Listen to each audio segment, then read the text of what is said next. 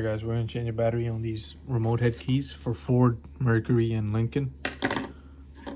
We'll start off by taking a flathead. Go to the corner of the key. Here, and just twist. Should pop the back cover. Same thing on these remotes. It'll be the same process for these Lincolns, Mercuries. And there's your battery. What you can do is use your nail, flathead, or blade to pop out this battery right here. Alrighty.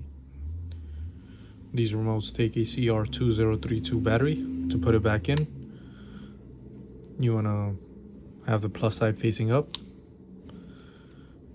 Just like that. Take your back cover, line it up. Okay.